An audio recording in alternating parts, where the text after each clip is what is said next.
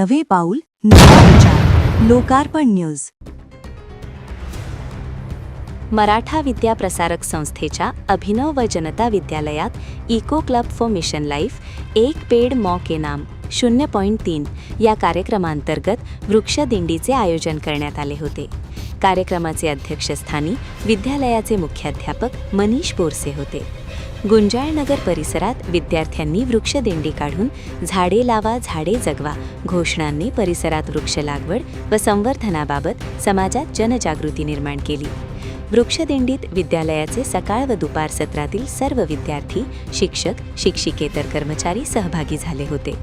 यावेळी विद्यालयाचे मुख्याध्यापक मनीष बोरसे, शिक्षक, शिक्षिकेतर कर्मचारी व विद्यार्थ्यांच्या हस्ते शालेय परिसरात वृक्षारोपण करण्यात आले. यात आंबा, वड, पिंपळ, कडुलिंब, आवळा, निलगिरी, चिंच अशा वेगवेगळ्या औषधोपयोगी वनस्पतीची शालेय आवारात लागवड करण्यात आली.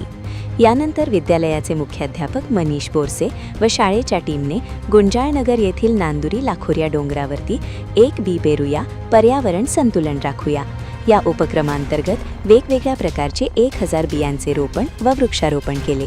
या कार्यक्रमात विद्यार्थ्यांनी उत्स्फूर्त सहभाग घेतला. खडकतळे हायस्कूलचे मुख्याध्यापक व वृक्षमित्र सुनील आहेर यांच्या सहकार्यातून रोपांची उपलब्धता झाली. इको क्लब, पर्यावरण समिती व सांस्कृतिक समिती यांनी कार्यक्रमाच्या यशस्वीतेसाठी परिश्रम घेतले. कार्यक्रमास विद्यालयातील सर्व विद्यार्थी, शिक्षक, शिक्षिकेतर कर्मचारी उपस्थित होते. बातमी संकलन योगेश मेथने, प्रतिनिधी लोकार्पण मराठी न्यूज.